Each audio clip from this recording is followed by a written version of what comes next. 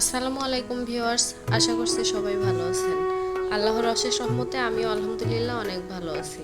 আবারও চলে আসলাম নতুন একটা রেসিপি নিয়ে। আমার ভিডিওটি যদি ভালো লাগে তাহলে আমার চ্যানেলটাকে সাবস্ক্রাইব করে রাখবেন। আর এরকম নতুন নতুন ভিডিও পেতে বেল আইকন চাপ দিয়ে রাখবেন, যাতে এরকম নতুন নতুন ভিডিওর নোটিফিকেশন পাওয়ার সাথে সাথে আপনারা আমার ভিডিওটি দেখতে পারেন। আর এই বট রান্নাটি অনেক সহজ। এটা রুটি পরোটা যে কোনো কিছুর সাথেই ভালো লাগে।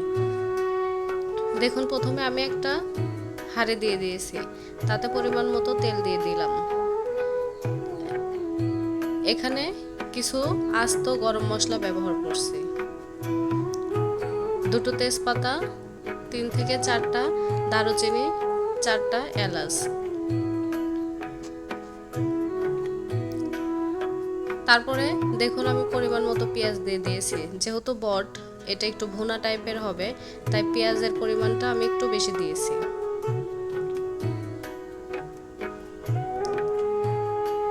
এখন পেঁয়াজটা ভালোভাবে ভাজা ভাজা করে নিতে হবে।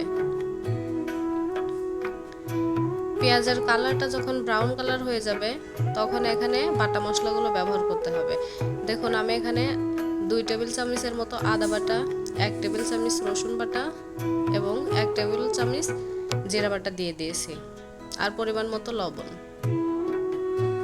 এখন এই বাটা মশলাটা পেঁয়াজ এবং গরম মশলার সাথে ভালোভাবে কষিয়ে নিতে হবে।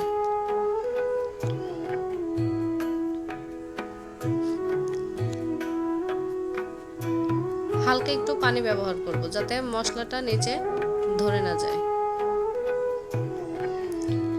এখন 1 টেবিল চামচ হলুদের গুঁড়া, 1 টেবিল চামচ জিরা গুঁড়া, 1 টেবিল চামচ ধনিয়া গুঁড়া এবং পরিমাণ মতো মরিচের গুঁড়া।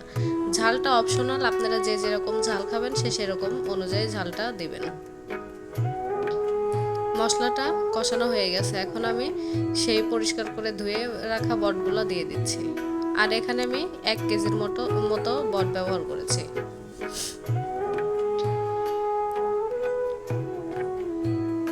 এখন মশলার সাথে বটগুলো ভালোভাবে নাড়াচাড়া করে মিশিয়ে নিতে হবে।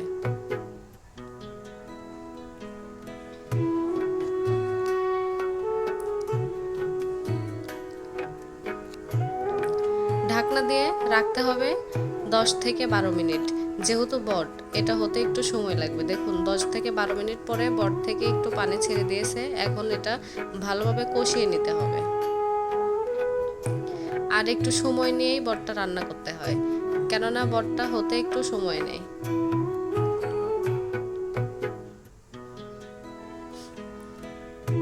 আর আমার রেসিপিটি যদি ফলো করে রান্না করেন, তাহলে নতুনরাও খুব সহজেই এরকম বট রান্নার করতে পারবেন।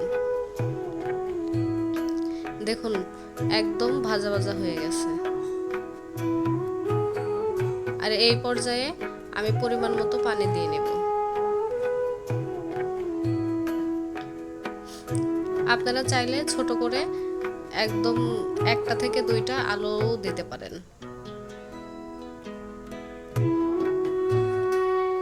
দেখুন, বটের কালারটা অনেক সুন্দর এসেছে। আর এরকম করে রান্না করলে বট থেকে আলগা কোনো গন্ধও আসে না। আর নামানোর আগে একটু জিরা ফোড়ন দিয়ে নিচ্ছি, হালকা একটু ভাজা জিরার গুঁড়া দিয়ে নামিয়ে নিচ্ছি।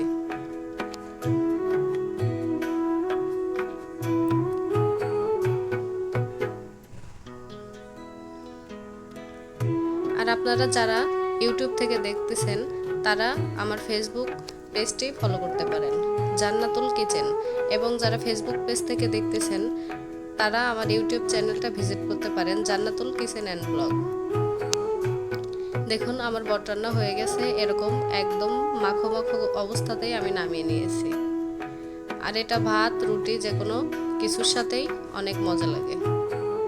আর যে যেখানেই থাকবেন, ভালো থাকবেন, সুস্থ থাকবেন, আমার জন্য দোয়া করবেন। আল্লাহ হাফেজ।